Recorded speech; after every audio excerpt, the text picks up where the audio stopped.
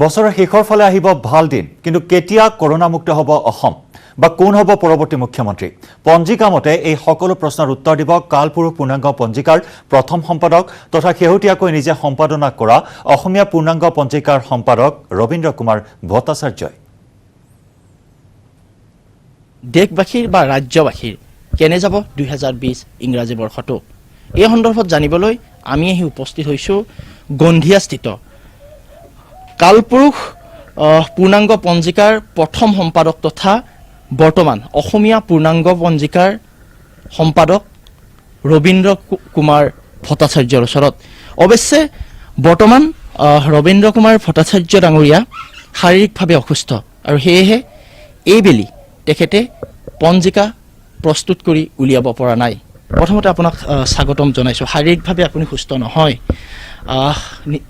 এইবেলি আপুনি পঞ্জিকা প্ৰস্তুত কৰি উলিয়াব পৰা নাই তথাপিতো আপোনাৰ গণনা মতে কি কয় এই যে মাৰাত্মক কৰোনা ভাইৰাছ এই কৰোনা ভাইৰাছক কেনেধৰণে প্ৰতিহত কৰিব পাৰিব ৰাজ্যবাসীয়ে দেশবাসীয়ে বা বিশ্ববাসীয়ে আৰু কেতিয়ালৈ পৰিত্ৰাণ পাব এই ভাইৰাছৰ পৰা নমস্কাৰ মানে এইটো কৰোনা ভাইৰাছ যেটো হৈছে এইটো আমি দুবছৰমান আগতে অনুমান কৰিছিলোঁ যে দুবছৰমান কৰোনা গৈছিল আমাৰ যে এটা গোটেই বিশ্বতে এটা মাৰাত্মক ব্যাধি দেখা দিব আৰু বৰ্তমান যেটো দেখা দিছে এইটো আমি 2 বছৰ আগতেই মানে হেৰি কৰিছিলোঁ প্ৰেডিকশ্যন কৰিছিলোঁ আচ্ছা যে এতিয়া বৰ্তমান আহি পালে কৰোনা ভাইৰাছ আহি পালে এইটো কিছুদিন চলিব তাৰপিছত মানে এইটো ভাল হৈ যাব কেতিয়ালৈ মানে আৰু মোটামুটি 1 বছৰমান থাকিব আৰু 1 বছৰমান পাছত এইটো মানে আস্তে আস্তে মানে খাম কাটি যাব 1 বছৰ থাকিব আন এটা আমি কথালৈ আহিব বিচাৰোঁ যিহেতু 2021 চনত আপোনাৰ বিধানসভাৰ নিৰ্বাচন আহিব অসমত আৰু সেই নিৰ্বাচনৰ ফলাফল কাৰ বেছি ভাল হ'ব বুলি ভাবে নিৰ্বাচনৰ ফলাফলটো আমাৰ হাওঁক যেটো মুখ্য তাৰমানে বিজেপিৰ ফালে আহিব মুখ্যমন্ত্ৰীৰ আসনত কোন থাকিব হিমন্ত বিশ্ব শৰ্মা নে বৰ্তমানৰ মুখ্যমন্ত্ৰী সৰ্বানন্দ সোণোৱাল মুখ্যমন্ত্ৰী সৰ্বানন্দ নহয় হিমন্ত বিশ্ব শৰ্মাৰ বেছি চান্স আছে সৰ্বানন্দ সোণোৱালৰ দিন বেয়া নেকি তেওঁৰ পদ সিমান ঠিক নহয় এয়া হৈছে ৰবীন্দ্ৰ কুমাৰ ভট্টাচাৰ্য আৰু এখেতে ইতিমধ্যে উল্লেখ কৰিছে যে বিগত প্ৰায় 2 বছৰ ধৰি শাৰীৰিক অসুস্থতাৰ বাবে তেখেতে পঞ্জিকা প্ৰস্তুত কৰি উলিয়াব পৰা নাই যদিও তেখেতৰ যি গণনা সেই গণনাৰ ফালৰ পৰা তেখেতে ইতিমধ্যে ক'লে যে মাৰাত্মক কৰোনা ভাইৰাছ প্ৰায় 1 বছৰ ধৰি এনেধৰণে বিশ্ববাসীক জলাকলা খুৱাই থাকিব আৰু তাৰ পিছত সকলোৰে দিন ভাল হ'ব বুলি কৈছে এই ব্যাধি আঁতৰ হ'ব বুলি কৈছে সমুখ সমৰত মানুহ আৰু বনৰীয়া হাতী হাতত জাঠি জোং লৈ বনৰীয়া হাতীৰ এটা প্ৰকাণ্ড জাক খেদিবলৈ আপ্ৰাণ চেষ্টা চলাইছে এজাক কৃষিজীৱী গঞাই হাতী মানুহৰ সংঘাতৰ এই ভয়ংকৰ দৃশ্য নুমলীগড়ৰ এফালে বন্য হস্তীৰ এটা বৃহৎ জাক আৰু আনফালে এজাক জীৱ শ্ৰেষ্ঠ কিয়নো নুমলীগড়ত এতিয়া এফালৰ পৰা খেতি পথাৰ খাই গছকি তহিলং কৰিছে বন্য হস্তীৰ এটা জাকে নুমলীগড়ৰ বৰগৰীয়া বৰচাপৰি পংকা লেটেকা চাপৰি আদিকে ধৰি বিভিন্ন অঞ্চলত কেইবাদিন ধৰি বনৰীয়া হাতীৰ এটা বৃহৎ জাকে চলাই আহিছে উপদ্ৰৱ বন বিভাগক খবৰ দিয়াৰ পিছতো কোনো সুফল পোৱা নাই স্থানীয় ৰাইজে সেয়েহে তলাবন্ধ অমান্য কৰি নুমলীগড়ত এতিয়া হাতী খেদিবলৈ দলে বলে ওলাই আহিছে এজাক জনতা ৰাতি হোৱা অসুবিধা তাৰপৰা ধৰক আপোনাৰ ৰঙালাও খেতি আছে ৰঙালাও খেতিবোৰ অনিষ্ট কৰিছে অনিষ্ট মানে খাই শেষে কৰি দিছে প্ৰায় তাৰোপৰি আজি 5 দিনমান হ'ল ইমান খবৰ দিয়াৰ পাছতো বন বিভাগৰ কোনো আমাৰ ইয়াত সহায় জনোৱা নাই 150 ওপৰ আছে কিমান দিন হ'ল থকা আজি 5-6 দিনমান হ'ল বন বিভাগৰ লোকক আমি খবৰ দিছোঁ এডোখৰত আমাৰ নুমলীগড়ৰ পৰা আমি নুমলীগড় সেইটো অঞ্চলৰ সেইডোখৰত খবৰ দিছোঁ দিয়াৰ পিছতো অহা নাই আমাৰ এতিয়া খেতিৰ ভিতৰত এতিয়াতো ৰঙালাও আছে কচু আছে ৰোৱা গোটেই খলিবোৰ কচুবোৰত গেৰি গছকি দিছে অনিষ্ট কৰিছে নিউজ 18ৰ বাতৰিৰ প্ৰভাৱ গোলাঘাটত নাহৰ ফুটুকি হত্যা কৰা 4 অভিযুক্তক গ্ৰেপ্তাৰ কৰা হয় নিউজ 18ত বাতৰিৰ পাছতে গ্ৰেপ্তাৰ কৰা হয় ৰক্তিম গগৈ জন্মন গগৈ থগিৰাম গগৈ আৰু নিত্যানন্দ শইকীয়াক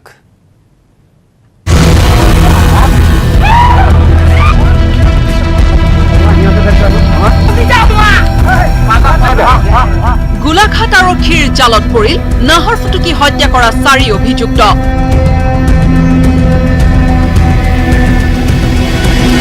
নিউজ 18ৰ বাতৰিৰ পিছতে জালত পৰিল ৰক্তিম গগৈ, জোনমন গগৈ, ঠগিৰাম গগৈ আৰু নিত্যানন্দ শইকীয়া। যোৱা 18 এপ্ৰিলত 4 দুৰ্বৃত্তই নাহৰ ফুটুকীক হত্যা কৰি কাটি দিছিল দাঁত, নখ, ছাল আৰু শৰীৰৰ বিভিন্ন অংগ।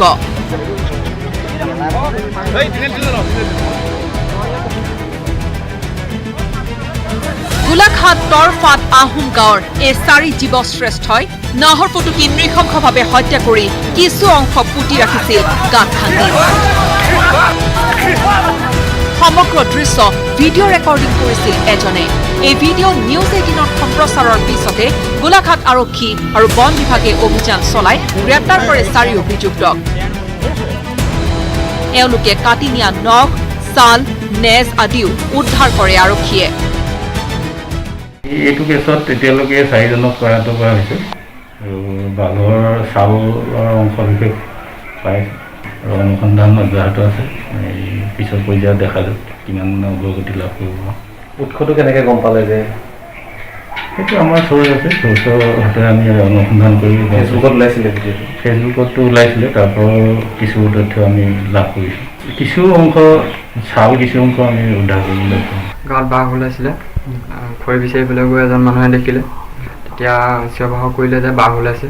তেতিয়া গাঁৱৰ ওচৰৰ ৰাইজ গোট খালে, গোট খাই মেলি খেদা খোৱা কৰিলে, বাঘটোক মাৰি লৈ পেলানি গাঁৱৰ মানুহে দাঁত কাটিলে, ছাল নিলে, চব নিলে।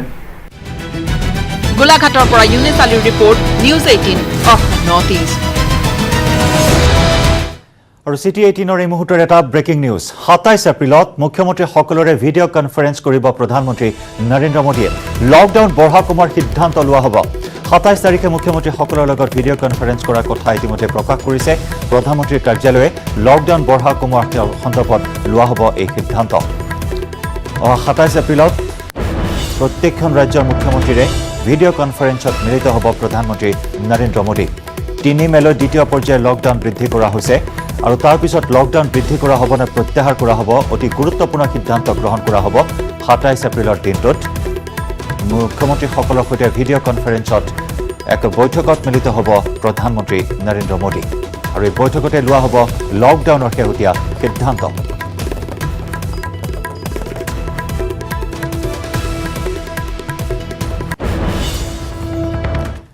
লকডাউন ভংগকাৰীক বলেৰে নহয় অতি কৌশলেৰে দমন আৰক্ষীৰ। অনাহকত ৰাজপথলৈ ওলাই অহা লোকক কৰোনা আক্ৰান্ত থকা এম্বুলেন্সত ভৰালে আৰক্ষীয়ে। কিন্তু ক'ত ঘটিল এই ঘটনা? সঁচাকৈয়ে এম্বুলেন্সত আছেনে কৰোনা আক্ৰান্ত?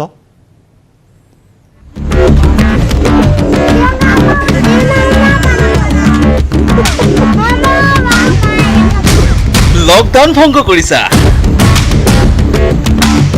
এখন বাইকত দুটাও নহয়, 3টা। আহা বোপাই আহা, মাৰপিট নহয়, কাণত ধৰিব নালাগে, বুকডাউনো কৰিব নালাগে। সৌখন এম্বুলেন্সৰ ভিতৰত কৰোনা আক্ৰান্ত ৰোগী। সোমোৱা সোমোৱা।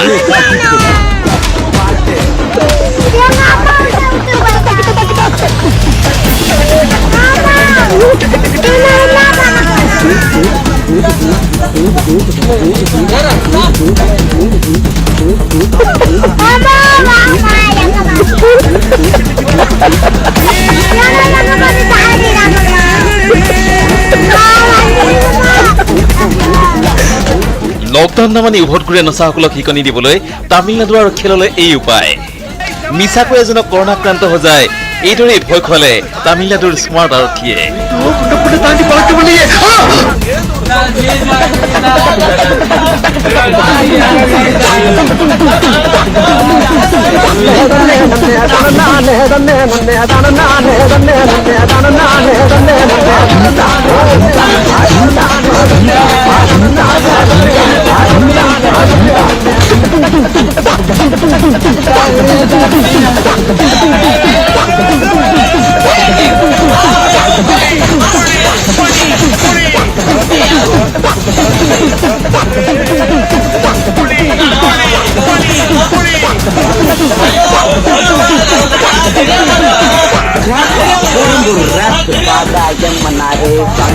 Bureau Report, News 18 of North East. এখন টেবুলৰ জোখৰ ঠাইতে সিঁচিব পাৰিব এবিঘা মাটিৰ কঠীয়া ঢিঙৰ ৰুলেন হাজৰিকাই লকডাউনৰ সময়ত উদ্ভাৱন কৰি উলিয়ালে ধান খেতিৰ কঠীয়া সিঁচা পদ্ধতি হাইড্ৰপনিক পদ্ধতিৰে অতি কম ঠাইতে সিঁচিব পাৰিব ধানৰ কঠীয়া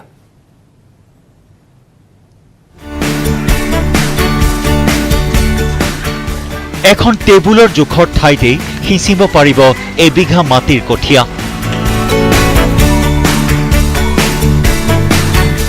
ঢিঙৰ ৰুলেন হাজৰিকাই লকডাউনৰ সময়ত উদ্ভাৱন কৰে ধান খেতিৰ কঠীয়া সিঁচা পদ্ধতি হাইড্ৰপনিক পদ্ধতিৰে অতি কম ঠাইতে সিঁচিব পাৰিব এই ধানৰ কঠীয়া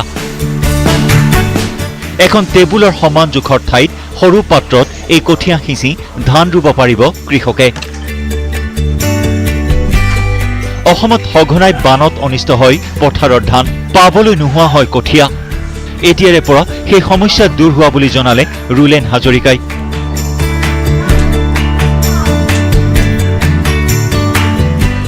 উল্লেখযোগ্য যে হাইড্ৰপনিক পদ্ধতিৰ খেতি আৰম্ভ হৈছিল ইজৰাইলত বৰ্তমান ভাৰতৰ অন্য ৰাজ্যত এই পদ্ধতি আৰম্ভ হৈছে যদিও অসমত এতিয়ালৈকে হোৱা নাই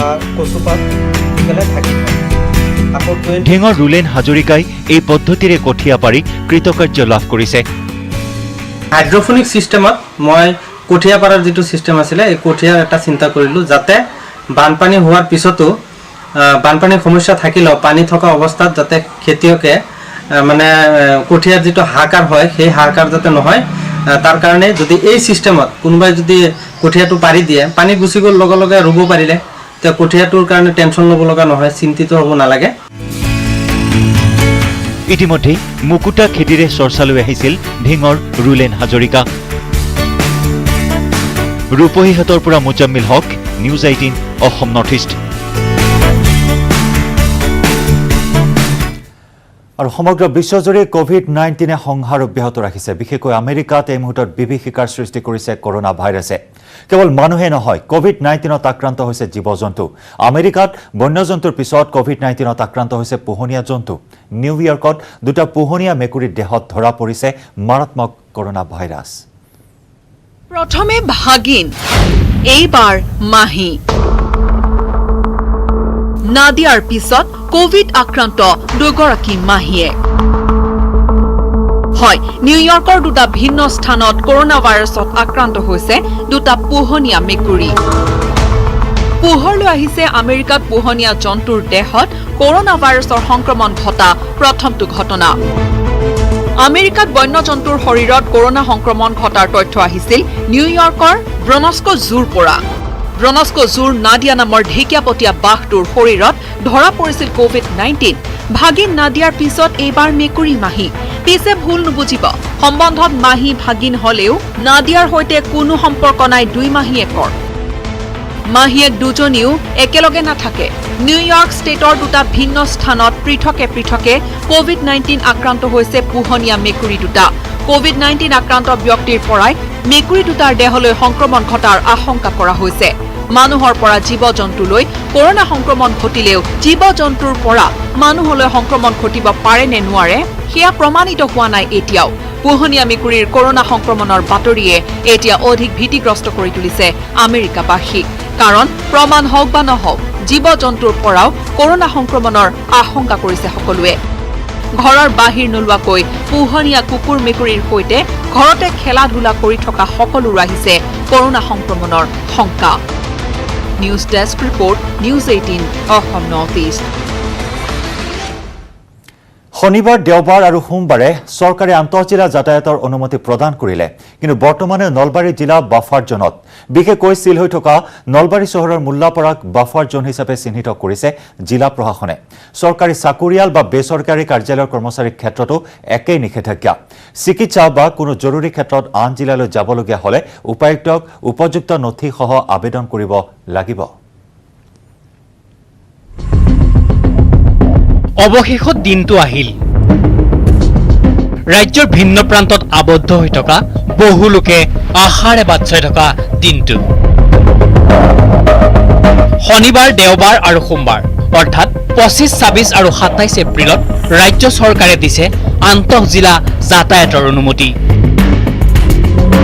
উপায়ুক্তৰ অনুমতি লৈ যাতায়াত কৰিব পাৰিব আবদ্ধ লোকসকলে। আন্তঃজিলা যাতায়াতৰ বাবে দিয়া হৈছে কেইবাটাও নীতি নিৰ্দেশনাও। আন্তঃজিলা ইখন জিলাৰ পৰা সিখন জিলালৈ আবদ্ধ হৈ থকা লোকক ঘৰলৈ ঘূৰি যোৱাৰ বাবে আমি অনুমতি প্ৰদান কৰিম। মোৰ ঘৰ গুৱাহাটীত, মই ডিব্ৰুগড়ত আছো, মই গুৱাহাটীলৈকে আহিব পাৰিম। মোৰ ঘৰ শিৱসাগৰত, মই ডিব্ৰুগড়ত আছো, মই যাব পাৰিম। বাট অনলি হোম বাউণ্ড। আৰু কোনোবা যদি কাৰ্যালয়ত কাম কৰে, কাৰ্যালয়ৰ অভিমুখী, আইদাৰ হোম বাউণ্ড অৰ অফিচ বাউণ্ড। পিছে তাৰ মাজতো আছে বাধ্যবাধকতা। ৰেড জোনত থকা জিলাৰ লোকে অকাৰণত নাপাব যাতায়াতৰ সুবিধা। বৰ্তমান ৰেড জোনত আছে গোলাঘাট, ধুবুৰী, মৰিগাঁও, নলবাৰী আৰু গোৱালপাৰা জিলা। নলবাৰী এতিয়া বাফাৰ জোন। বিশেষকৈ চিল হৈ থকা নলবাৰী চহৰৰ মোল্লাপাৰাক বাফাৰ জোন হিচাপে চিহ্নিত কৰিছে জিলা প্ৰশাসনে। চৰকাৰী চাকৰিয়াল বা বেচৰকাৰী কাৰ্যালয়ৰ কৰ্মচাৰীৰ ক্ষেত্ৰতো প্ৰযোজ্য হ'ব এই নিষেধাজ্ঞা। চিকিৎসা বা আন কোনো জৰুৰী কামত আন জিলালৈ যাবলগীয়া হ'লে জিলা উপায়ুক্তক নথিসহ আবেদন কৰিব লাগিব। ৰেড জোন হিচাপে চিহ্নিত হোৱাৰ লগে লগে কিছু ক্ৰাইটেৰিয়া আহি পৰিছে, কিয়নো এই মুহূৰ্তত আমি ক'ব লাগিব যে নলবাৰী জিলা উপায়ুক্ত ফালৰ পৰা এক জাননী আহি পৰিছে, এক খবৰ আহি পৰিছে যে ৰেড জোনত থকা নলবাৰী জিলাৰ কোনো লোক নলবাৰী জিলাৰ পৰা অইন জিলালৈ যাব নোৱাৰিব। আৰু চৰকাৰী চাকৰিয়াল বা বেচৰকাৰী কৰ্মচাৰীৰ ক্ষেত্ৰতো একেটা নিষেধাজ্ঞাই বাহাল থাকিব। আৰু তাৰ লগে লগে আন এটা কথা ক'ব বিচাৰিছোঁ যে চিকিৎসা বা কোনো জৰুৰী ক্ষেত্ৰত যদি কোনো লোক বাহিৰলৈ, অৰ্থাৎ নলবাৰী জিলাৰ পৰা যদি অইন স্থানলৈ বা অইন জিলালৈ যাবলগীয়া হয়, তেতিয়াহ'লে উপযুক্ত নথিপত্ৰ সহ আবেদন কৰিব লাগিব জিলা উপায়ুক্তক। বিভিন্ন স্থানত আবদ্ধ হৈ থকা লোকসকলক উদ্দেশ্যি মঙলদৈৰ সাংসদ দিলীপ শইকীয়াৰ মন্তব্য।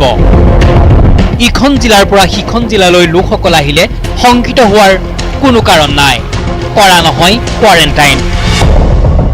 হোম কোৱাৰেণ্টাইনত যিসকলে 14 দিন পূৰ্ণ কৰিছে, যিসকলৰ গাত কোনো বেমাৰৰ লক্ষণ নাই, তেনেকুৱা বিশেষ নিৰ্দেশাৱলী নাই। অসমৰ ইণ্টাৰ ডিষ্ট্ৰিক্ট যিসকলে আহিব।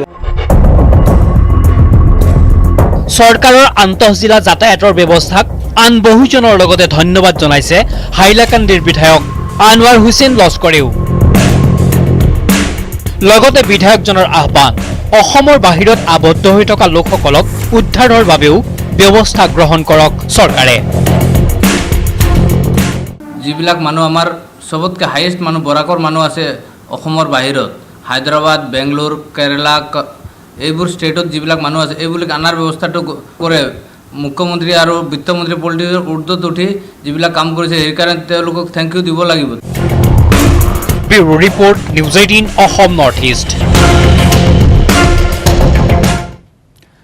অনুসূচিত জাতি জনজাতিৰ তালিকাৰ পৰীক্ষণ হ'ব লাগে, এই মন্তব্য উচ্চতম ন্যায়ালয়ৰ।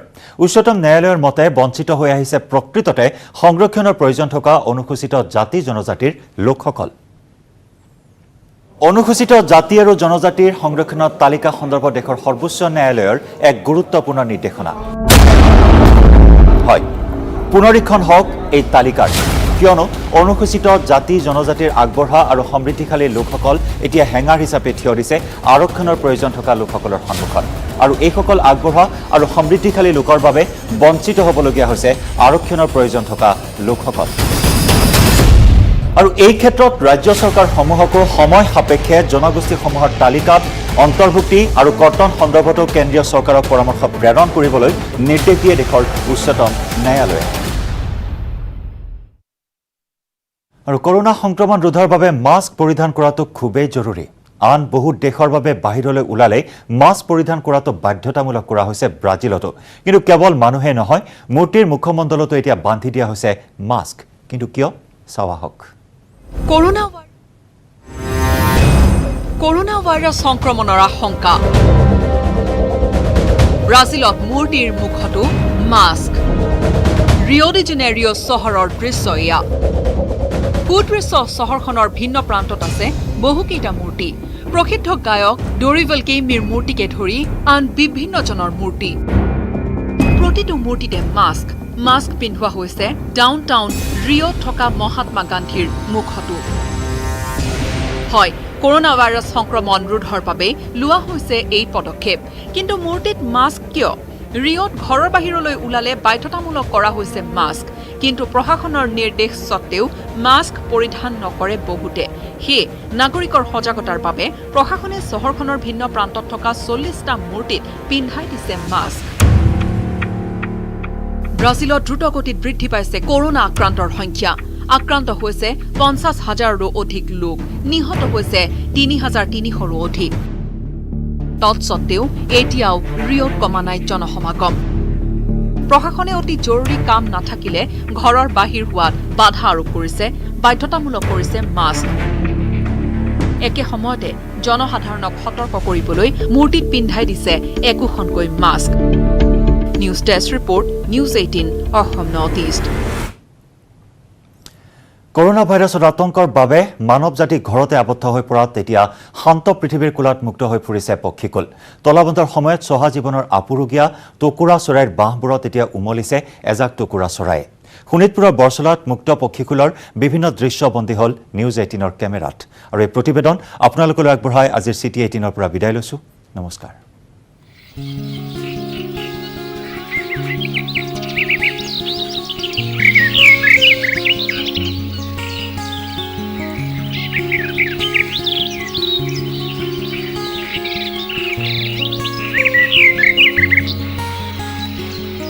শান্ত পৃথিৱীৰ কোলাত মুক্ত বিহংগম।